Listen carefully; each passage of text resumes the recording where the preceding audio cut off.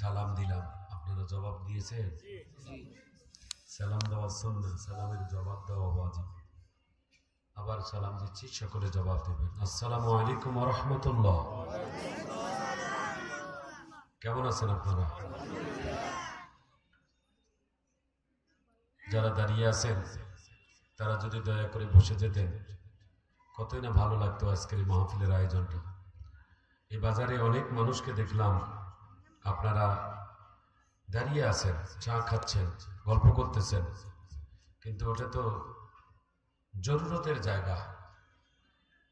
মানুষের জন্য বাথরুম যেমন জরুরত, মানুষের জরুরত সারার পরেই বাথরুমে কেউ বসে থাকে না, তাড়াতাড়ি বেডরুমে আসে অথবা ড্রয়িংয়ে আসে, বিভিন্ন কাজে যায়।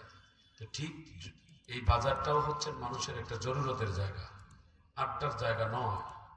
এটা রাসূল বলছেন একটি নিকৃষ্টতম জায়গা। এই জন্য আমি চেষ্টা করব, আমরা চেষ্টা করব, আমরা যারা বাজারে আছি দয়া করে একটু আপনারা এ রহমতি বরকতি সামিয়ানার নিচে আসেন। আলহামদুলিল্লাহ আলহামদুলিল্লাহ জাআলা আশ-শামসা ওয়াল কমারা বিহিসবান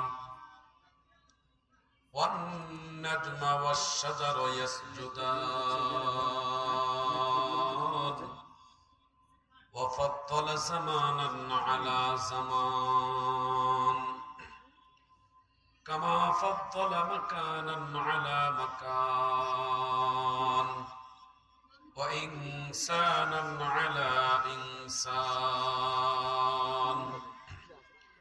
ونشهد أن لا إله إلا الله وحده لا شريك له ونشهد أن سيدنا وسندنا وحبيبنا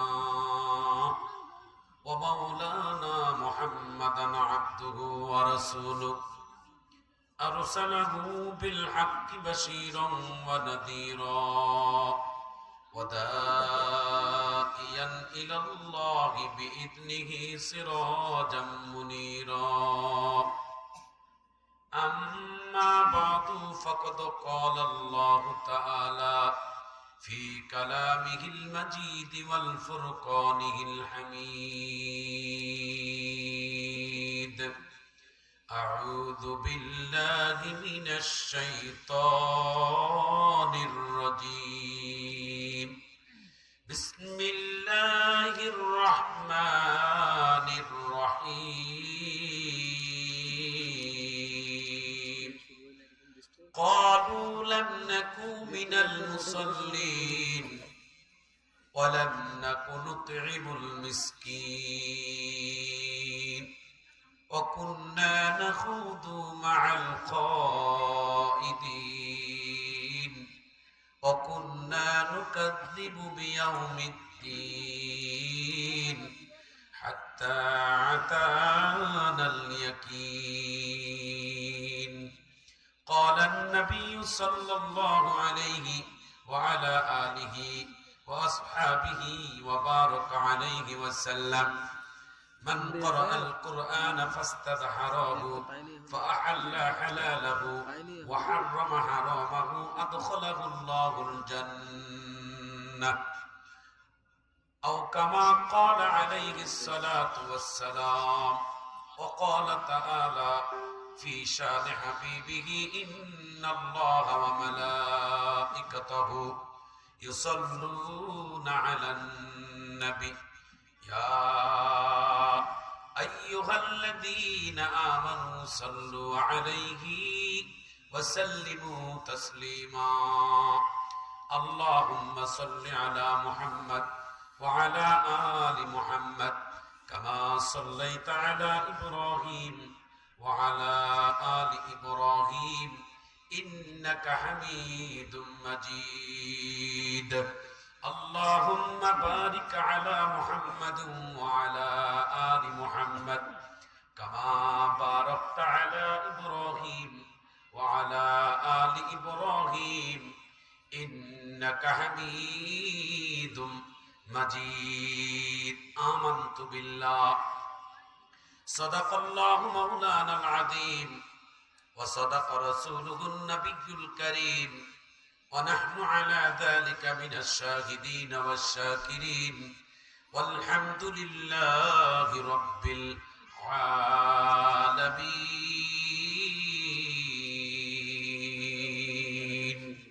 এই সুন্দর ফুল সুন্দর ফল মিঠা নদীর পানি খোদা তোমার মেহেরবানি খোদা তোমার মেহেরবানি একটু সাউন্ড কমা হালকা এই সুন্দর ফুল সুন্দর ফল মিঠা নদীর পানি খোদা তোমার মেহেরবানি খোদা তোমার মেহেরবানি তুমি কতই দিলে রতন পাইবে রাধার পুত্র স্বজন খুদা পেলে অন্ন যোগাও মানি চাই না মানি খোদা তোমার মেহেরবানি এই সুন্দর ফুল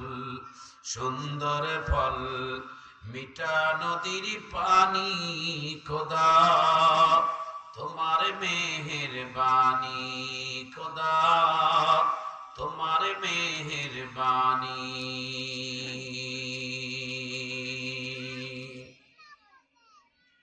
আল ইকরা নুরানি তালিমুল কোরআন মাদ্রাসার উদ্যোগে তাফসীরুল কোরআন মাহফিলের সম্মানিত সুযোগ্য সভাপতি জনাব আলহাস মোহাম্মদ শহীদুর রহমান শাহিদুর রহমান, সহসভাপতি জনাব মোহাম্মদ সুরমত আলী, প্রধান অতিথি জনাব আলহাস মামুনুর রশিদ, উপশহর সিটি ক্লিনিক দিনাজপুর। আজকের মাহফিলের যারা আমন্ত্রিত ওলামায়ে কেরাম মাওলানা মোহাম্মদ মুস্তাফিজুর রহমান সাইদি, হাফেজ মাওলানা আবুল কাসেম, আরো যারা অতিথি আছেন আমন্ত্রিত বিশেষ অতিথি, আমি সবাইকে অন্তরের অন্তঃস্থল থেকে মোবারকবাদ জানাই।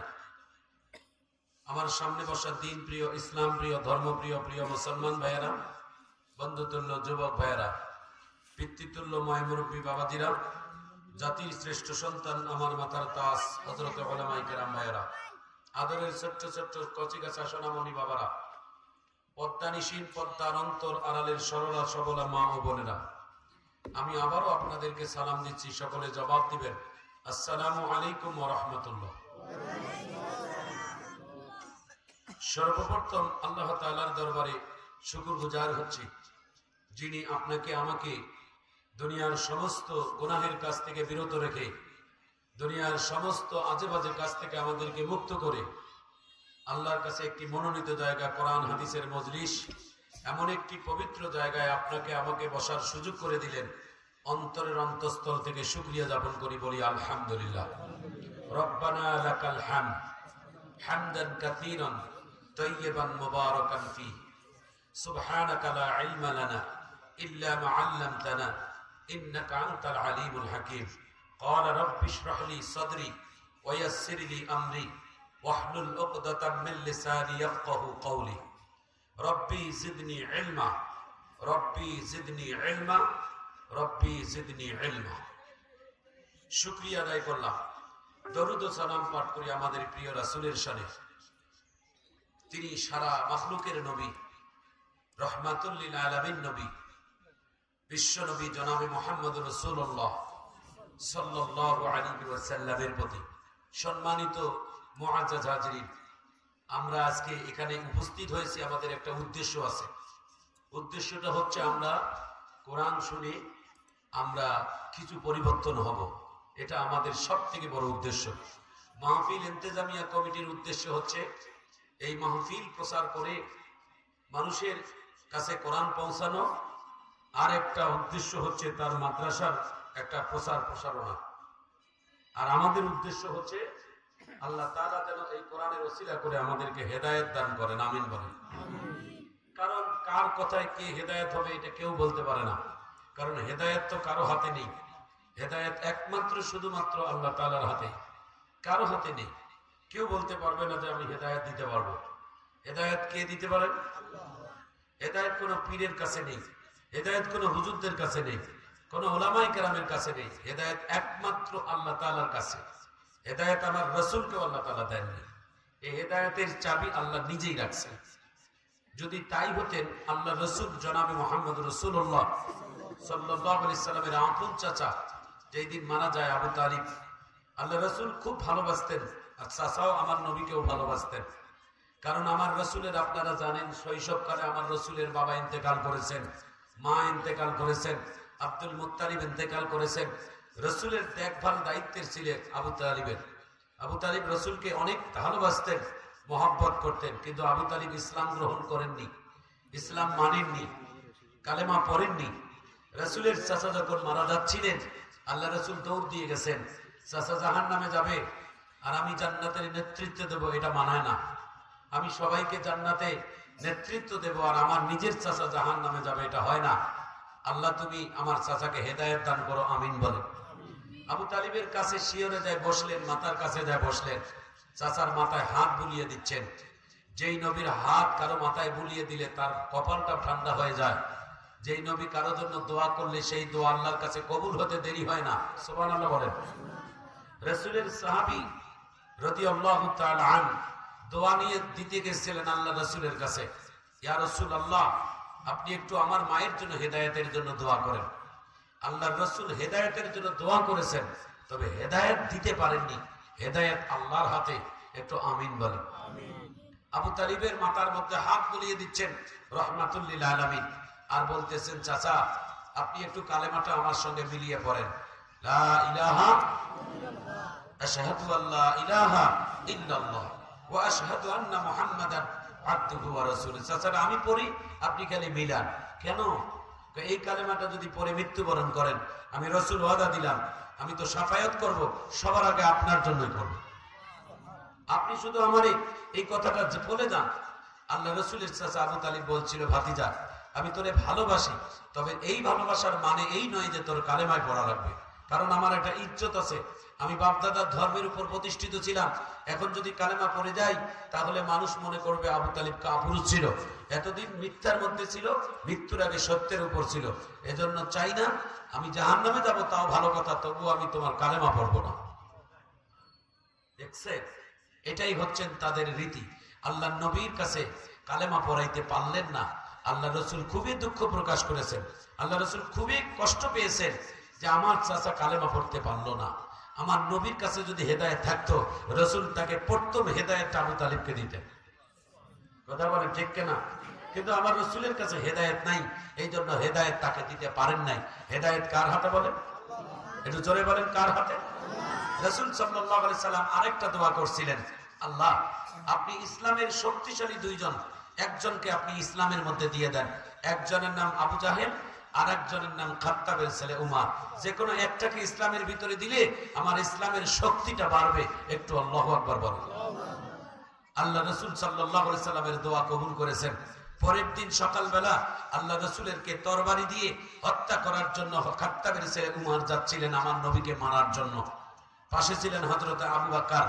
আবু বকর ডাক দিয়ে বলে, ইয়া রাসূলুল্লাহ, এই যে খাত্তাবের ছেলে মেজাজ করা তরবারি নিয়ে আসে আপনাকে মারার জন্য, আপনি কিছু করেন, আপনি লুকান অথবা আপনি তরবারি ধরেন। নীরবতা পালন করা যাবে না, ইসলাম নীরবতাকে পছন্দ করে না। ও মারতে আসবে আর আমরা দেখে থাকবো, এটা হয় না। ওর শরীরে যদি রক্ত থাকে তো আমাদেরও আছে। আল্লাহু আকবার। আপনাকে শুধু মারবে আর আপনি কোনো জবাব দিবেন না, হ্যাঁ, এটা নয়। ইসলাম এরকম বলছে। আল্লাহু আকবার বলেন। আপনি বলেন আল্লাহ রসুল কোনো কথা বলে না, আবু বকর খালি বলতে আছে। আল্লাহ রসুল সাল্লাল্লাহু আলাইহি সাল্লাম ডাক দিয়ে বলে, আবু বকর তুমি যেটা চিন্তা করো আমি ওই চিন্তায় নাই। বলে, কি চিন্তা করেন আপনি? আপনাকে মারার জন্য আসে, আপনি কি চিন্তা করেন? একটু পরেই তো আপনাকে তরবারি দিয়ে মারবে। আল্লাহ রসুল বলছেন, ও মারবে না, ও মরবে। সুবহানাল্লাহ বলেন।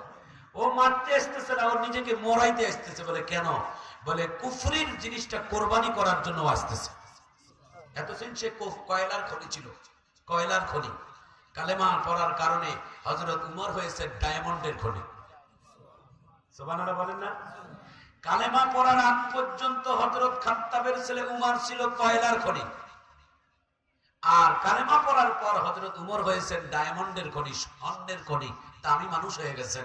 একটু চিৎকার দিয়ে আল্লাহু আকবার বলেন। কোন সাহাবীর ক্ষেত্রে আমার নবী কথা বলেন নাই। قال النبي صلى الله عليه وسلم لو كان بعدي نبي لكان عمر। কোন সাহাবীর ক্ষেত্রে বলে নাই। আমার নবী একজনের ব্যাপারে বলেছেন হযরত উমর মতো নবী যদি নবী হওয়ার রুলস থাকতো। আল্লাহু আকবার বলেন। মেজাজ করা ছিলেন, মেজাজ নরম করা ভালো, দুটাই থাকা ভালো। হযরত আবু বকর উসমানের মেজাজ নরম, আর উমর আলীর মেজাজ করা। বাবার যদি 4 সন্তান থাকে, বড় ছেলেটা একটু নরম, একটু হলেও হয় নরম মেজাজের হয়, মেজো ছেলেটা একটু কড়া মেজাজের হয়। কিছু হলে বাবার অসুবিধা হলে মেজো ছেলেটা সবার আগে লাঠি ধরে বাবার সামনে যাইয়া সামনে দাঁড়ায়। নরম ছেলে হলে তো বাবার বিপদে নরমটা যাবে না, গরমটাই সামনে দাঁড়াবে। ইসলামের মধ্যে নরম গরম দুটাই লাগে, জোরে বলুন ঠিক কেনা? ইসলামের ক্ষেত্রে নরম গরম দুটি লাগে। ইসলাম নরম কখনো কখনো গরম। আল্লাহু আকবার। ইসলাম এমনই শান্তির ধর্ম। একটু আল্লাহু আকবার বলেন। আর একটি হাদিস বলি আপনাদের সামনে। রাসূল সাল্লাল্লাহু আলাইহি সাল্লামের জামানায় হযরত আলী, সেই জামানার একজন অনেক শক্তিশালী পুরুষ ছিলেন, তবে তিনি ছিলেন একজন ইহুদি। নাম ছিলেন তার আমর। কি নাম ছিলেন? আমর। তিনি তরবারি নিয়ে তিনি যুদ্ধ করার জন্য তিনি হুঁশিয়ারি দিলেন, মদিনার মক্কার সাহাবীরা যদি কারো সাহস থাকে তোমরা আসতে পারো আমার সাথে মোকাবেলা করার জন্য। একজনের রক্তে একজনের শরীরে আঘাত করেছে, তিনি হচ্ছেন হযরতে আলী। মারহাবা কর। আলীর মেজাজ করা, আলীর মেজাজ করা, ওনার কাছে রক্ত গরম হয়ে গেছে। আল্লাহ রাসূলকে বলছেন, ইয়া রাসূলুল্লাহ আপনি অনুমতি দেন, আমি আমরের সাথে মোকাবেলা করব। হযরত আলী ডাক দিয়ে বলে, আমার নবী ডাক দিয়ে বলে, আলী রে, যার সাথে মোকাবেলা করবি ওর শক্তি জানিস? ওর মোকাবেলা করবি তুই জানিস ওর শক্তি কত? তোমার মতো 100 সৈনিক। আলীর শক্তি তার শরীরে একা। মক্কার সব থেকে শক্তিশালী সৈনিক। নবীর সাহাবী আলী ডাক দিয়ে বলে, ইয়া রাসূলুল্লাহ আপনার কাছে শিক্ষা পেয়েছি, কোন ইসলাম কোনদিন মানুষের শক্তি গণায় না, গণনা করে না। ইসলামের পতাকা হচ্ছে যারা ন্যায়ের পথে থাকে, যারা সত্যের পথে থাকে, যারা হকের পথে থাকে, যারা আল্লাহ এবং রাসূলের পথে থাকে, তারা একজন হলো 1 লক্ষের মোকাবেলা তারা করতে পারে। আপনি শিক্ষা দিয়েছেন আর আল্লাহ রাসূল খুশি হয়েছে। আল্লাহর নবী বলে, হ্যাঁ তোমাকে দিয়ে আমরের সাথে মোকাবেলা করা সম্ভব। একটু আল্লাহু আকবার। আমরের কাছে গেছে, আমর অনেক লম্বা, আলী অনেক ছোট। কোথায় হাতি কোথায় পিঁপড়া, কখনো কখনো হাতি পিঁপড়ার কাছে দুর্বল হয়। কথা বলেন না কেন?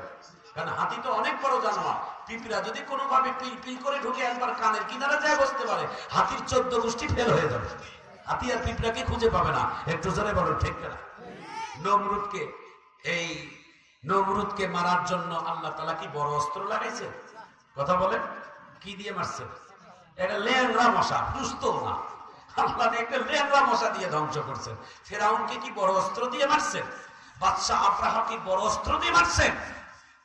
আলাম তারা কাইফা ফাআলা রাব্বুকা বিআসহাবিল ফিল। আবাবিল পাখির 2 পায়ের মাঝখানে ছোট ছোট পাথর দিয়ে তাদেরকে আল্লাহ তাআলা ধ্বংস করে দিয়েছেন। একটু জোরে বলেন ঠিক কেন? আজকে আমি মনে করি অপরাধের সীমা যখন বেড়ে যায় আল্লাহ তাদের উপর গজব ফেলায়। কথা বলেন ঠিক কেন? সেটা যেই ভাবে হোক, সেটা যেই ব্যক্তি হোক, অপরাধের মাপ যখন সীমা ছেড়ে যায় আল্লাহ তাদের উপর গজব ফেলায়। আজকে ভারতের মধ্যে আমাদের ভারতের কিছু উগ্রপন্থী কিছু মানুষ আছে, কিছু নেতা আছে, আমাদের দেশ নিয়ে টানাটানি করে। তোমাদের রাজ্য, তোমাদের দেশ, আমাদের দেশ আলাদা। আমরা বাংলাদেশ, তোমরা ইন্ডিয়া, তোমরা ভারত।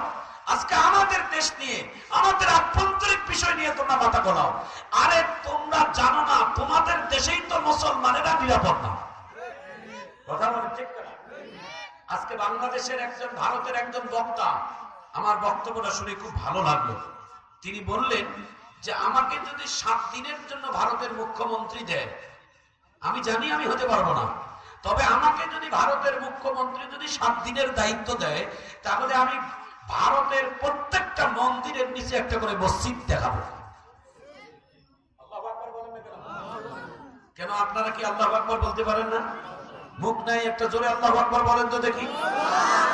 না না, এইভাবে না, একটা আওয়াজ তুলে বলেন, সবাই বলবেন, নামাজ সঙ্গে বলবেন, জোরে বলবেন। আমি কোরআনের একটা আয়াত বলবো, আল্লাহ তাআলার কোরআনের আয়াত শোনার পর দুটি উপকার হবে, একটা হলো সওয়াবও পাবেন আর ঈমানও বাড়বে। কোরআন শুনলে মানুষের সওয়াবও হয়, ঈমানও বাড়ে। তাহলে আমি কোরআনের একটা আয়াত তেলাওয়াত করব, দেখি কত জোরে শোনার পর আল্লাহু আকবার বলেন ইনশাআল্লাহ। কোন জোরে বলেন ইনশাআল্লাহ। বিসমিল্লাহির রহমানির রহিম।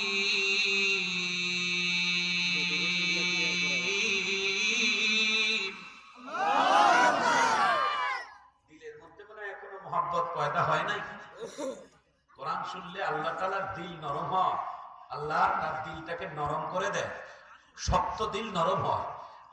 এই খাত্তাবের ছেলে উমর প্রথমে দিল নরম ছিল না, গরমে ছিল। যখন এই কোরআনের তেলাওয়াত শুনছে ধীরে ধীরে নরম হয়েছে। জমিন দেখবেন কিছু শক্ত হয়ে যায়, এই শক্ত জমিনের মধ্যে সঙ্গে হাল বাইলে হাল মেশিন ভাঙে যাবে, ওটা পানি দিতে হয়, নরম বানাইয়া হাল বাইতে হয়। মারহাবা কও। কোরআন শুনে শুনে মানুষের দিল নরম হবে, তারপরে দাওয়াত হবে। হযরতে উমর রাদিয়াল্লাহু তাআলা প্রথম দিল ছিলেন শক্ত, কোরআনের আয়াত শুনছে। তাহা মা আনজালনা আলাইকাল কুরআনা লিতাশকা।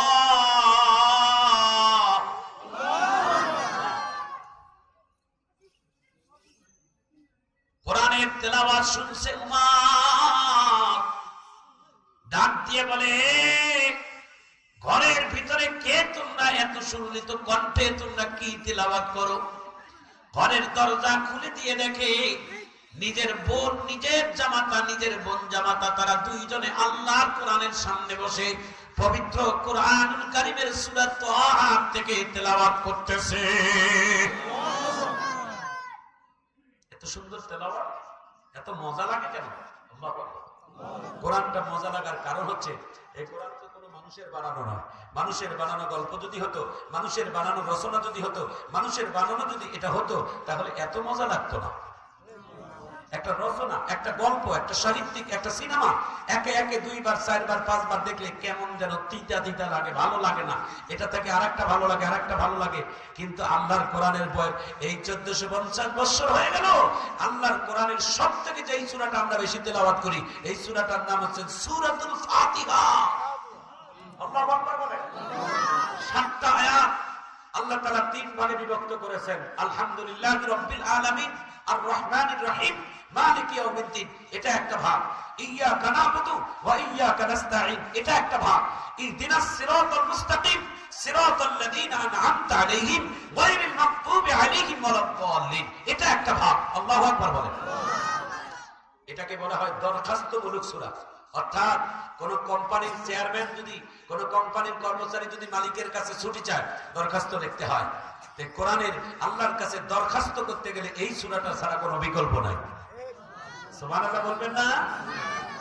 এই 7টা আয়াতের 3 আয়াত আল্লাহ নিজের জন্য রাখছেন।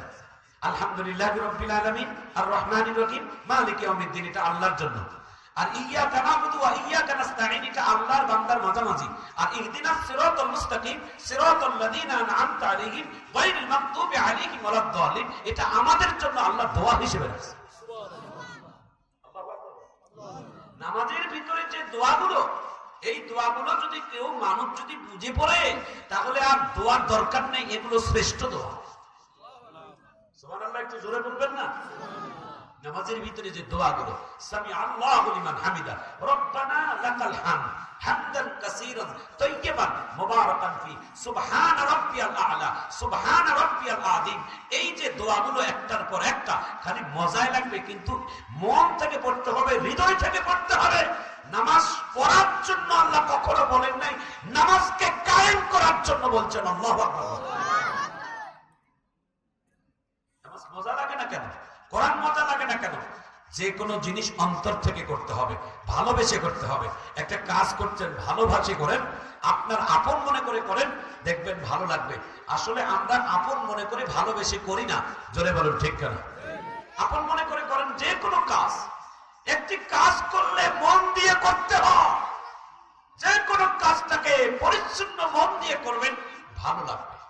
দেখবেন যে ব্যক্তিটার নামাজ আদায় করার পর প্রশান্তের শুকরিয়া আদায় করবে মসজিদ থেকে বাহির হওয়ার পর। আলহামদুলিল্লাহ, আল্লাহ তোমার হুকুম, আমি নামাজ আদায় করলাম। আর একদল নামাজ পড়লো, ও কি যে পড়লো, কি যে মজা পাইলো, কিছুই বোঝে না। তার মানে ওর নামাজ সহি হয় নাই, ওর আল্লাহর কাছে কবুল হয় নাই। নামাজটাই বলে দিচ্ছে যে নামাজ আল্লাহর কাছে কবুল হয় নাই। নামাজ পড়ার পর মনের তৃপ্তি বলে দিবে যে হ্যাঁ, একটা নামাজ আদায় করলাম। চিৎকার দিয়ে ধরে বলেন ঠিক।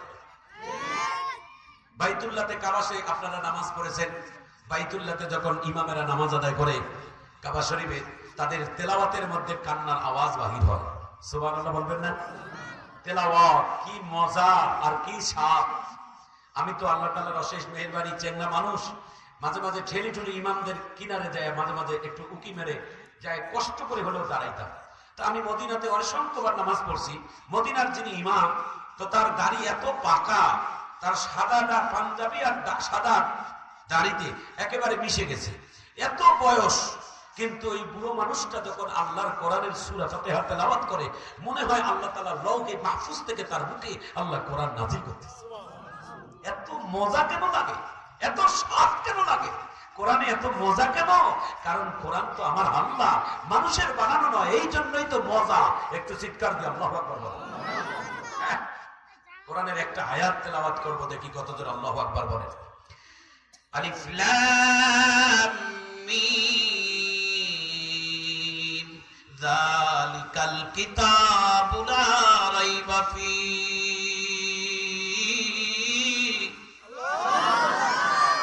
এই ছেলেরা, এই বাবা, তোমরা আমার কলিজা, তোমরা এখানে একটু মাঝে মাঝে কথা বলবা, হ্যাঁ জোরে বলবো। আলিফ লাম মিম যালিকাল কিতাবু লা রাইবা ফীহি। যত্ন করে দিলাম কোরআন, আল্লাহ বলে যত্ন করে দিলাম কোরআন, রত্ন করে রাখিও। যত্ন করে দিলাম কোরআন, রত্ন করে রাখিও। আমার কথা মনে পড়লে কোরআন খুলে দেখিও। আমার কথা মনে পড়লে কোরআন খুলে দেখিও। থানার ফারানাঙ্গির এলাকার ভাইরা, এই কোরআন আসমানি কিতাব, এই কোরআন যেই মাসে নাজিল হয়েছে, মাসের দাম আল্লাহ বাড়িয়ে দিয়েছে। শাহরু রমাদানাল্লাযী উনজিলা ফীহিল কুরআন, মাসের দাম আল্লাহর কাছে বেড়ে গেছে। যেই রাত্রে আল্লাহ কোরআন নাজিল করেছেন, ওই রাত্রের দাম আল্লাহর কাছে বেড়ে গেছে। ইন্না আনজালনাহু ফী লাইলাতুল কদর ওয়া মা আদরাকা মা লাইলাতুল কদর। লাইলাতুল কদরি খায়রুম মিন আলফি শাহর। একটু আল্লাহু আকবার বলো। রাতের দাম আল্লাহর কাছে বেড়ে গেছে। এই কোরআনটা যেই পাহাড়ে নাজিল হয়েছে, পাহাড়ের দাম আল্লাহর কাছে বেড়ে গেছে। এই কোরআনের ভিতরে 114টি সূরা আছে, 86টা সূরা মক্কায় নাজিল হয়েছে, 28টি সূরা মদিনায় নাজিল হয়েছে। তামাম পৃথিবীর যত শহর আছে, সবথেকে দামি দুইটা শহর আল্লাহর কাছে বিবেচিত। একটা হলো মক্কাতুল মুকাররমা, আর একটার নাম হলো মদিনাতুল মুনাওয়ারা। মক্কার মানুষেরা, মদিনার মানুষেরা কত বড় ভাগ্যবান। মক্কার মানুষেরা, মদিনার মানুষেরা কত বড় ভাগ্যবান। নবীজির রূপ দেখিয়া কাফের হইল মুসলমান। ইয়া রাসূলুল্লাহ, ইয়া হাবিবাল্লাহ, ইয়া রাসূলুল্লাহ, ইয়া হাবিবাল্লাহ। হাত তুলে তাকবীর দেন না ভাই, হাত তুলে দেন সবাই। আল্লাহু আকবার জোরে বলেন।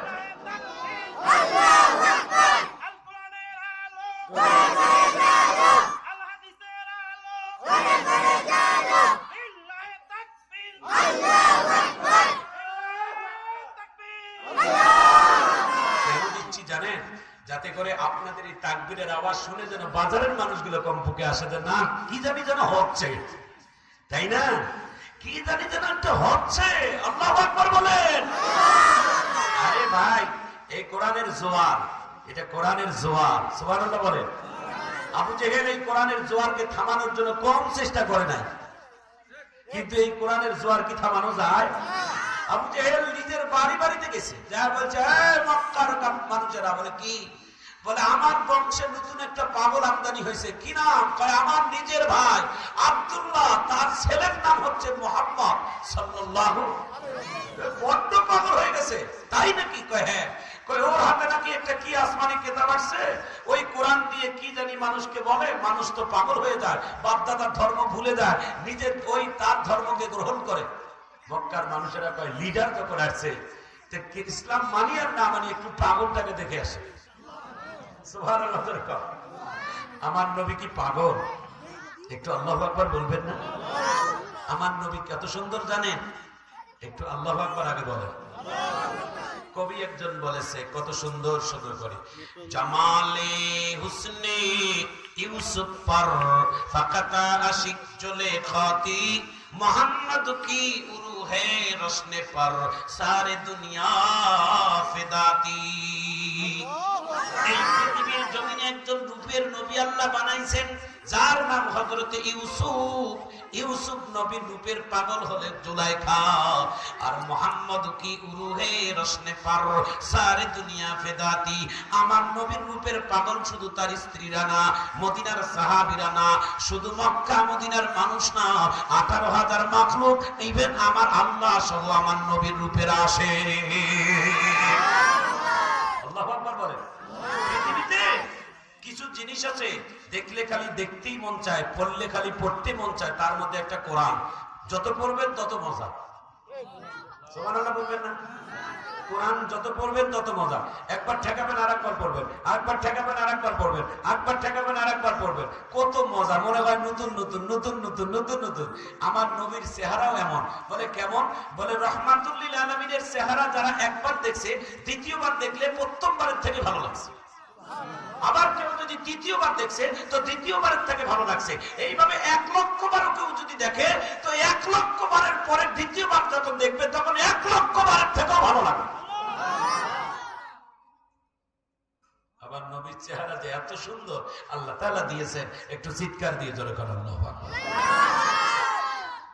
প্রিয় ভাইয়েরা, আমি একটু গুছানো কথা বলছি, আপনাদেরকে একটু দিলটা নরম করে দেন। আমি কিছুক্ষণের মধ্যে কথা বলবো। আমি এখানে যদি ভরপুর লোক থাকতো তাহলে আরো মজা হতো না? কত সুন্দর একটা প্যান্ডেল করছেন, আয়োজন করছেন। আমরা এই কয়েক মাস আগে মনে হয় এখানে একটা মাহফিল করে গেছি, এই মাঠে, তাই না? এই মাঠেই মাহফিল করে গিয়েছিলাম। প্রিয় ভাইরা, আজকে 4টি মাহফিলের মঞ্চে কথা বলতে হচ্ছে আমাকে। আমি 4টি মঞ্চে, এখন প্রায় এটা সহ 3টা হলো, আর একটা বাকি আছে। তাহলে বোঝেন শারীরিক কত অসুস্থ। গত কয়েকদিন থেকে আল্লাহ তাআলা এই অবস্থায় রাখছে। তবে সময়ের হিসাব করে চলি, আল্লাহ তাআলার অশেষ মেহেরবানি আর আপনাদের দোয়া আছে। আল্লাহ তাআলার অশেষ মেহেরবানি, আল্লাহ কবুল করেছে, এই জন্য কোনো অসুস্থতা নাই। আল্লাহ তাআলা আমাকে নিয়ামত দান করেছেন, আমিন বলেন। আপনারা দোয়া করেন, অল্প সময়ের জন্য আমার বক্তব্য শেষ হয়ে যাবে, আল্লাহ যেন কবুল করেন। এজন্য আপনারা সবাই একটু, আমি আরেকবার অনুরোধ করছি, যারা বাহিরে আছেন কেউ থাকবেন না, দিলটা নরম হয়ে যাবে। কোরআনের মজলিসের মধ্যে বসলে আসেন, বসেন, দেখেন আল্লাহ তাআলা কত নিয়ামত দান করবেন। কোরআনের 1 হরফ পড়লে 10 নেকি পাওয়া যায়। বলেন না বিসমিল্লাহির রহমানির রহিম? বলেন সবাই। বিসমিল্লাহর মধ্যে 19 অক্ষর আছে, গুনে দেখবেন। বিসমিল্লাহর বা শুরু, মিম শেষ। রহিম, বিসমিল্লাহর মিম শেষ আর বা শুরু। 19 অক্ষর যদি একটা আয়াতের মধ্যে থাকে, তাহলে একটা পৃষ্ঠার মধ্যে কতগুলো অক্ষর থাকে একটু গুনে দেখিয়েন। সুবহানাল্লাহ। কোরআনের ভিতরে একটা ছোট্ট সূরা আছে, সূরাতুল ইখলাস, এটা আল্লাহর সূরা। সুবহানাল্লাহ।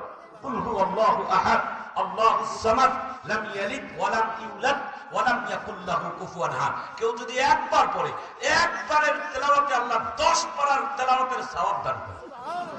কেউ যদি দ্বিতীয়বার পড়ে আবার 10 পারা দেয়, কেউ যদি তৃতীয়বার পড়ে আবার 10 পারা হয়, তাহলে একে একে 3 বার পড়লে কয় পারা পাওয়া যায়? 30 পারার সওয়াব পাওয়া যায়। একটু আল্লাহু আকবার বলেন। এই পরিমাণ সওয়াব আল্লাহ তার আমলনামায় দিবে। এই ভাইরা, এক্ষুনি একটা কোরআন খতম আমরা দিতে পারি। আল্লাহু আকবার বলেন। এক্ষুনি দিতে পারি, 1 মিনিটেই দিতে পারি। বসে আছেন, জিকির করেন, লা ইলাহা ইল্লাল্লাহ সুবহানাল্লাহ আলহামদুলিল্লাহ, লা ইলাহা ইল্লাল্লাহ সুবহানাল্লাহ আলহামদুলিল্লাহ, লা ইলাহা ইল্লাল্লাহ। বসে আছেন, কি করবেন? এগুলোর জিকির করেন। লা ইলাহা ইল্লাল্লাহ, আস্তাগফিরুল্লাহ, আস্তাগফিরুল্লাহ। দরুদ শরীফ পড়েন। আল্লাহুম্মা সাল্লি আলা মুহাম্মদ ওয়া আলা আলি মুহাম্মদ। অতিও গভীর হয় রজনী যখন, নীরবে প্রভুর নাম জপিও তখন। অতিও গভীর হয় রজনী যখন, নীরবে প্রভুর নাম জপিও তখন। প্রভুকে যদি পাইতে চাও, নীরবে প্রভুর নাম একেবারে আল্লাহকে ডাকো। আল্লাহু আকবার জোরে কও। প্রিয় ভাইরা আমার, প্রিয় বোনেরা আমার, এই কোরআন সেই কোরআন, যেই কোরআন পাহাড়ে নাজিল হওয়ার কারণে পাহাড়ের দাম বেড়ে যায়, যেই কোরআন রমজানে বা নাজিল হওয়ার কারণে রমজানের দাম বাড়ে, যেই কোরআন রাত্রে নাজিল হওয়ার কারণে রাতের দাম বাড়ে। এই কোরআন যদি টেবিলে থাকে টেবিলের দাম বাড়ে। এই কোরআন একটা যদি কাপড় পেছানো থাকে এই কাপড়ের দাম বাড়ে।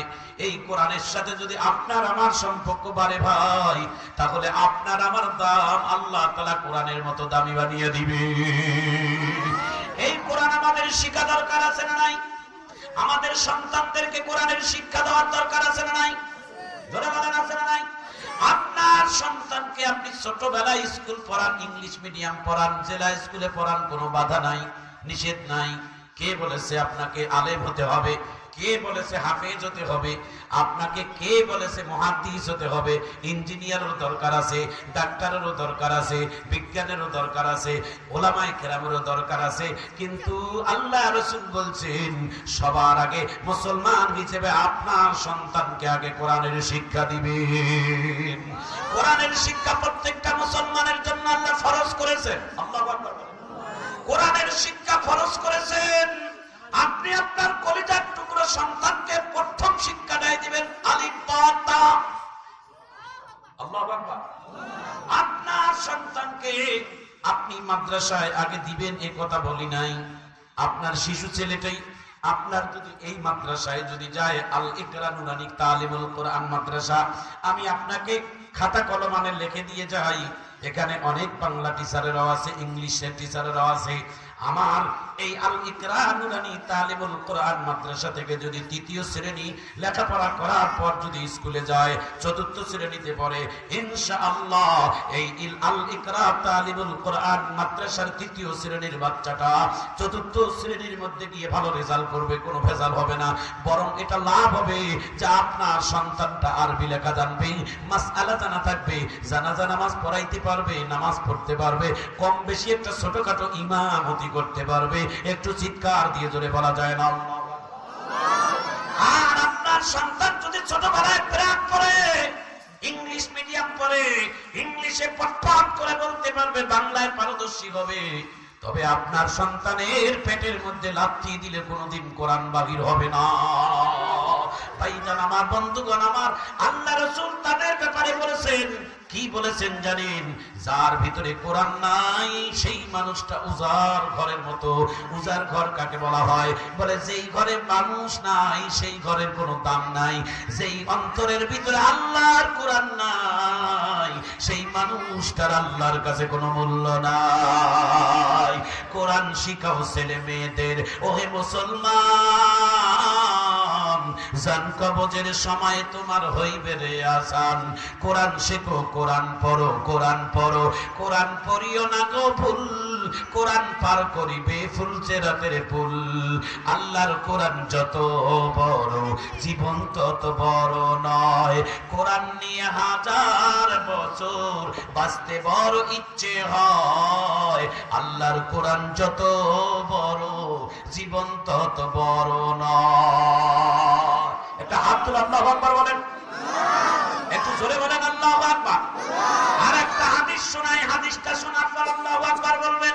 আল্লাহ রাসূল বলেন, قال النبي صلى الله عليه وسلم من سلك طريقا يلتمس فيه علما سهل الله له به طريقا الى الجنة।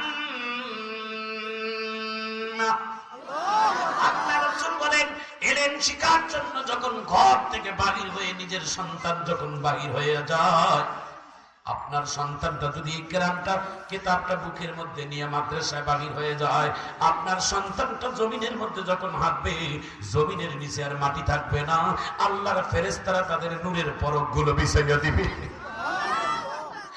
আরে ভাইজান, প্রত্যেকটি কদমের বিনিময়ে আল্লাহ তাআলা এক একটা করে সওয়াব দান করবে, যাহার মূল্য 10 করে বৃদ্ধি করা হবে। শুধু তাই নয়, এই সন্তানটার পিছনে যেই বাপ মা পাঞ্জাবি পরাই দিল, জুতা আগাই দিল, ব্যাগটা আগাই দিল, নাস্তা বানাই দিল মা, আল্লাহু আকবার। সন্তানের বাবা মোটরসাইকেল রেডি করলো, সাইকেল রেডি করে সন্তানটাকে তড়িৎ গতি করে মাদ্রাসা দিল। আল্লাহ রাসূল বলে ওই সন্তানটার নেক আমলে যাহা সওয়াব হবে, এই পরিমাণ সওয়াব তার বাবা মার আমলেও দেওয়া হবে। আরে পিরন ভাড়ারাঙ্গির মা বোনেরা, আপনাদের পায়ে হাত ধরে অনুরোধ করে যাই, আপনার সন্তানকে স্কুলে পড়ান, ভার্সিটিতে পড়ান, কোনো বাধা নাই, কিন্তু সবার আগে কোরআনটা শিক্ষা করা আপনার আমার দরকার আছে না নাই? আসে যদি বলেন তাহলে হাত তুলে আল্লাহু আকবার বলে দেখান, একটু জোরে বলেন আল্লাহু আকবার। আল্লাহু আকবার, আল্লাহু আকবার, সকল বিধান বাতিল করো, ওই বিধান কায়েম করো, মুক্তির একই পথ, লিল্লাহি তাকবীর, আল্লাহু আকবার, লিল্লাহি তাকবীর, আল্লাহু আকবার। ভাইজান আমার, বন্ধুগণ আমার, সময় মাত্র অল্প। আমি 9:30 পর্যন্ত মঞ্চে কথা বলবো, এটা আমাকে আগে ওসিয়ত করেছেন এবং আমি নিয়ত করেছি। ভাইজান আমার, সময় কম, দিলটা নরম করে দেন। আপনার কলিজার টুকরো সন্তান আপনার বড় দামি নিয়ামত, আল্লাহ তাআলা আপনার জন্য একটা নিয়ামত হিসেবে দিয়েছেন। একটা সন্তান যদি নেক সন্তান রেখে যেতে পারেন, আল্লাহ রাসূলের হাদিস, ইজা মাতাল ইনসানু কাতা আনহু আমালুহু ইল্লা মিন সালাসাতিন, ইল্লা মিন সাদাকাতিন জারিয়াতিন আও ইলমিন ইউনতাফাউ বিহি আও ওয়ালাদিন সালিহিন ইয়াদউ লা। মানুষ মারা গেলে নেকির দরজা বন্ধ হয়ে যায়, গুনাহর দরজা বন্ধ হয়ে যায়। আল্লাহ রাসূল বলেন 3টা নেক আমলের দরজা কিয়ামত পর্যন্ত খোলা থাকে। তার মধ্যে এক নাম্বার হলো নেক সন্তান যারা দুনিয়াতে রেখে যাবেন। নেক সন্তানটা দুনিয়াতে যতগুলো ভালো কাজ করবে, বাবা মার কবরে আল্লাহ তাআলা অটো সওয়াব পাঠিয়ে দিবে। এই জন্য ভাইয়েরা আমার, বোনেরা আমার, আপনার সন্তান কোরআন পড়বে, বাড়ির মধ্যে ফজরের নামাজ পড়ার পর বাড়িতে এসে কোরআন শরীফ পড়বে। বাড়িটা কতই বড় ধন্য বাড়ি, আল্লাহু আকবার। মুসলমানের বাড়িঘর এমন নাপাক হয়ে গেছে, বৎসরে একবার কোরআনের তেলাওয়াত হয় না, অথচ দিনে রাত 24 ঘন্টা টেলিভিশনের নায়ক নায়িকাদের, নর্তকীদের নাচ গান হয়। কথা বলে ঠিক কিনা? বাড়িগুলো অপবিত্র হয়ে গেছে, বাড়িতে শান্তি নাই, শান্তি নাই, শান্তি নাই। খাবার আছে টেবিলে ভরা, খাট পালন আছে, এসি আছে, এয়ার কন্ডিশন আছে, খাট আছে, বাড়িতে সব আছে, কিন্তু শান্তি নাই। শান্তি তো খাটের মধ্যে নাই, সুখ তো খাবারের মধ্যে নাই, সুখ তো ডাইনিকের মধ্যে নাই, সুখ আছে আল্লাহর পক্ষ থেকে। জোরে বল ঠিক না? সুখ কোথা থেকে আসে? আপনার কেমনে সুখ আসবে? আপনার বাড়িতে সকালবেলা কোরআনের তেলাওয়াত নাই। আমাদের মধ্যে কিছু বদ অভ্যাস আছে। মুসলমান কোরআন শরীফ একেবারে যত্ন করে সাজি গুজে আলমারির সব থেকে ভালো জায়গাটা রাখছে। খুলবো কোন দিন? ঠিক লাইলাতুল কদরে রাখবে। কথা কর ঠিক? খুলবো কোন দিন? যেই দিন আমার বাবা মারা গেল, যেই দিন মা মারা গেল। একেবারে বাপ মারা গেলে মাদ্রাসার হুজুর, মুহতামিম হুজুর, আপনার মাদ্রাসার 10টা ভালো ছাত্র বানাই দিয়ে 10টা ছাত্র কোরআন খতম দিবে, 1 খতম দিবে, 3 খতম দিবে, বাবার কবরে বকশিশ হবে, তারপরে খাওয়া হবে, তারপর বাবা জান্নাত যাবে, আমি তারপরে শান্তি পাবো। কথা কন ঠিক কেন? কেউ বলতে পারবেন? কেউ বলতে পারবেন যে আপনার বাবার কবরে আমি জান্নাত, এই কোরআনের তেলাওয়াত দিয়ে জান্নাত ফেলাই দেব? এটা আমার ক্ষমতা আছে? হ্যাঁ, এটা আমার ক্ষমতা আছে। ন্যূনতম কি আপনার বিবেক নাই? ন্যূনতম আপনার বিবেক নাই? একটা বেনামাজির জন্য যদি সারা দুনিয়ার মানুষ যদি হাত তুলে দোয়া করে, কান্দে, তার দোয়া আল্লাহর কাছে কবুল হবে না। কারণ আল্লাহ রাসূল বলছেন যে যারা বেনামাজির জন্য দোয়া করে, বেনামাজির জন্য যদি কেউ প্রশংসা করে, আল্লাহর আরশ আর আসমান থরথর করে কাঁপে, দোয়া কবুল হয় না। বেনামাজির জন্য দোয়া করো তুমি? মসজিদের ইমাম সাহেব, মসজিদে মসজিদের ইমাম সাহেব আপনি তো দোয়া করেন ঠেকায় পড়ে। বলে কেন? বলে ওই যেটা তো লোক বেনামাজি ওটাই তো মসজিদের মেন লোক, ওটা যদি না দোয়া করি তাহলে তো হাদিয়াই বন্ধ হয়ে যাবে। কিন্তু আপনি তো আপনার ধান্দার জন্য দোয়া করতেছেন। আপনি যদি ইসলামের মধ্যে অটল থাকতেন, আল্লাহর কসম আপনার মতো ইমামের কারণে ওই বেনামাজির নামাজে জানাজায় যদি আপনি না যাইতেন, তার জন্য দোয়া না করতেন, এই শিক্ষার কারণে আরেকটা বেনামাজি নামাজি হয়েছে। ঠিক কিনা? আমাদের ইমান তো ভালো না, আমরা জুব্বা লাগাইছি, পাঞ্জাবি লাগাইছি, কিন্তু আমাদের সমস্যা হলো পেটের। কথা ঠিক কিনা? দোয়া যদি না করি তাহলে আমার পেট চলবে কেমন? কথা ঠিক কিনা? ইসলাম আছে, কিছু কিছু মানুষ আছে আল্লাহর জমিনে ঘুরি তো বিভিন্ন জায়গায় দেখি। আমাকে একটা জায়গায় গিয়ে আমি দেখলাম এক ইমাম সাহেব বিয়ে পড়াবে না। কেন? এই বাড়িতে আমি বিয়ে পড়াবো না, আর কোন ইমামও এই বাড়িতে আসবে না। মারা বাবা, এত ইমামের পাওয়া। কয় না, খালি ইমাম একাই না, ওর সভাপতি আছে, ওর সেক্রেটারিও আছে ওর সাথে। সুবহানাল্লাহ। ভাই এর পাওয়ার কে? এত কেন? কি কারণ? ওই বাড়িতে কেন বিবাহের দিনে কেন ডেক্সেট বেজেছে, কেন গান বেজেছে, এই জন্য ইমাম সাহেব তার বিয়ে পড়াবে না। আর কোন ইমাম এসে বিয়ে পড়ায় এটাও দেখা যাবে। বললাম সর্বনাশ, এই কি বাংলাদেশও থাকবে? এই হাসিনা সরকারের এই ইমাম এই কি থাকবে? এই ইমাম পরে দেখলাম না, ওরে বিজয় আল্লাহ তাআলা দান করছে। আল্লাহু আকবার বলেন। মেয়ের বাবা যখন একেবারে অস্থির, আর বিয়ে হচ্ছে না, কাউ আসতেও করতেছে না, বরযাত্রী খাই দেয়, সব রেডি, কিন্তু বিয়ে হচ্ছে না, কালেমা হচ্ছে না, কাজীটা সব রেডি, কিন্তু বিয়ে হচ্ছে না। তখন মেয়ের বাবা এসে ওই হুজুরের কাছে এসে মাপ নিয়ে বলছে, হুজুর মাফ করিয়ে না, আর জীবনে এই যে কান ধরলাম, বিয়ে যদি আর দেইতে কোনোদিন গান বাজনা হবে না। তখন ইমাম সাহেব বলল, আপনি যদি তওবা করেন, আল্লাহ তওবাকারীকে পছন্দ করে, আমি কেন ক্ষমা করব না? আপনি যেহেতু তওবা করেছেন, আল্লাহ যেন আপনাকে মাফ করে, আপনার মেয়েরও যেন কল্যাণ করে। ইমাম সাহেব ডাক দিয়ে বলছেন, দেখেন ভাই, আমি তো আর খারাপের জন্য বলি নাই, আপনার কল্যাণের জন্যই আমি বলেছি। ঠিক কেন? কে বলেছে? এই ভাই, একটা শুভ বিবাহের বন্ধনে একটা আমাদের দেশে আল্লাহ নাউজুবিল্লাহি মিন জালিক মেয়ের বিয়ে, আপনি যে কোন সুপুরুষ আমার বিবেকে লাগে।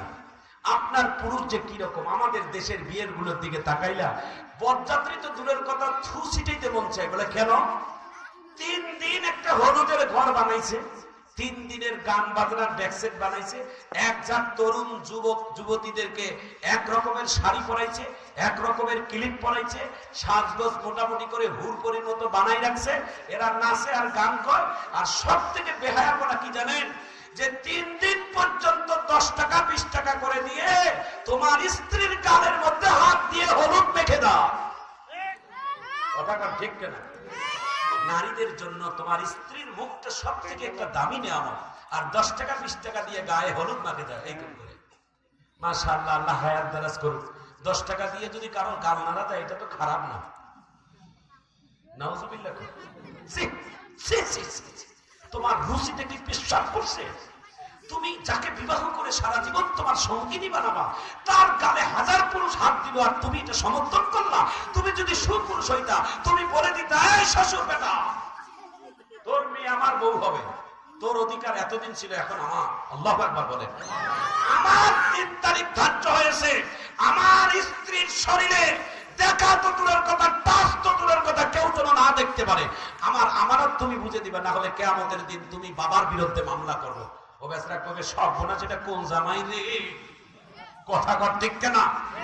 কথা অনেক বলার ছিল, কিন্তু আমার অনেক বলার কথা নেই। এই জন্য আমি আপনাদের কাছে মাফ চেয়ে নিচ্ছি। প্রিয় ভাইয়েরা, আমার পরে যিনি আলোচক আছেন, অনেক ভালো আলোচক, তিনি কথা বলবেন, একটু আমিন বলেন। এই মাদ্রাসা, আমি একটু পরিসরে কথা বলে যাই, এই মাদ্রাসার যিনি পরিচালক আব্দুল মোমেন ভাই, আলহামদুলিল্লাহ, তিনি একজন ভালো মাদ্রাসার আলেম, তিনি একজন ভালো আলেম, তিনি একজন ভালো মুফাসসির। আল্লাহ তাআলা যেন তেনাকে কবুল করে নেন, আমিন বলেন। এই ভাইটি এলাকার একজন সন্তান।